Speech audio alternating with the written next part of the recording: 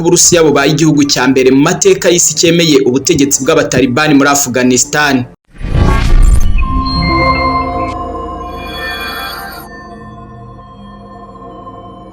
Ndagusuje kandi nkomeje kukwifuriza ibihe byiza wakomeje gukurikira ibiganiro by'Ihumure TV ndetse n'amakuru meza atandukanye tugenda tugutegurira. Aka kanya nje kukugezaho amakuru avuga yuko Uburusiya bubaye igihugu cya mbere mu mateka y'isi cyemeye ubutegetsi bw'abatalibani muri Afghanistan. Byagenze bite kugira ngo igihugu gikomeye nk'iki ngiki cy'Uburusiya cyemere ubutegetsi bw'abatalibani? Aya niyo makuru tugiye kugarukaho. Minisitiri w'ububanyi n'amahanga wa Afghanistan Amir Khan Muttaqi avuga ko ari icyemezo cya gitwari. Ku munsi wo kuwa kane, Minisitiri w'ububanyi n'amahanga wa Afghanistan Amir yahuye na ambasaderi w'Uburusiya muri Afghanistan Dmitry Zirinov mu murwa mukuru Kabul, mu gihe Zirinov yamugezagaho ku mugaragaro icyemezo cya leta ye cyo kwemera Emira ya Kisilamu ya Afghanistan.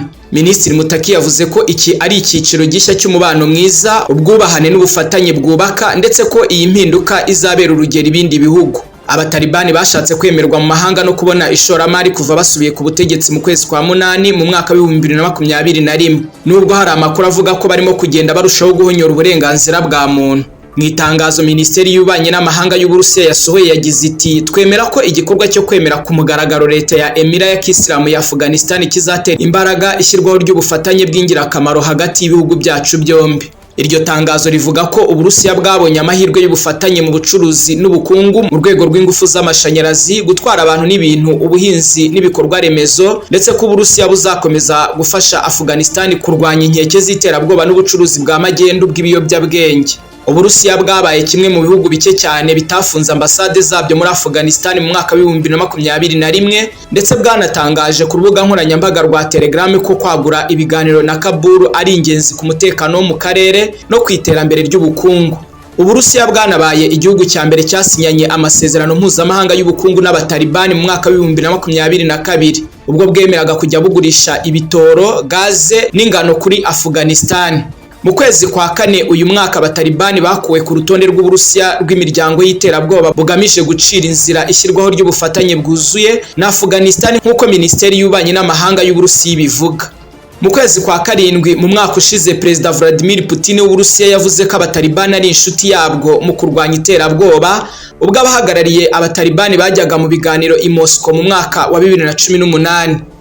Ibihugu byombi binafitanye amateka y'urusobe nyuma y'uko ubwahoze ari ubumwe bw'Abasoviyete, ahanini n'Uburusiya bwo muri iki gihe, buteye icyo gihugu mu mwaka wa 1979 bukarwana na Afghanistan mu ntambara yamaze imyaka 9 yaniciwemo abasirikare 15,000 b'ubumwe bw'Abasoviyete.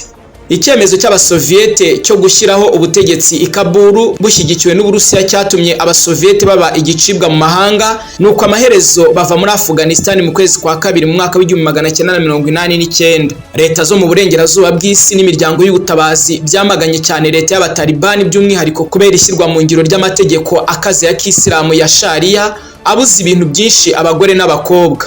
Mu myaka ine ishize, abagore babujijwe kwiga mu mashuri yisumbuye no muri kaminuza, ndetse ntibanashobore kuva mu ngo zabo batari kumwe n'umuntu w'igitsina gabo ubaherekeje, kandi banategetswe gukurikiza amategeko akaze y'imyambarire. Aya mategeko yarushijeho kugira ibintu byinshi abuza, ndetse amategeko mashya agenga imyitwarire myiza abuza abagore kuvugira hanze yo mu rugo rwabo.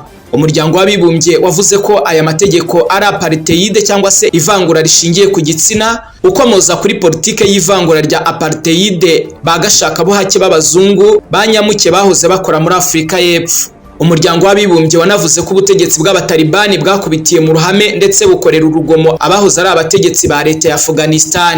Akanama k'umutekano ka Loni kafatiye Afghanistan ibihano bikomeye mu mwaka wa 2021, birimo cyane gufatira umutungo wa miliyari hafi 9 z'amadolari y'Amerika w'ubutegetsi bwari buriho bwa Afghanistan.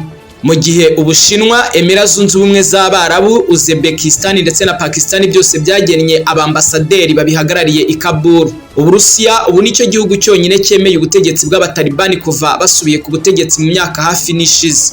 Ndagushimiye ko ukomeje kutwereka yuko ushyigikiye ibiganiro by'Ihumure TV. Nge nitwa Elize Dusabe.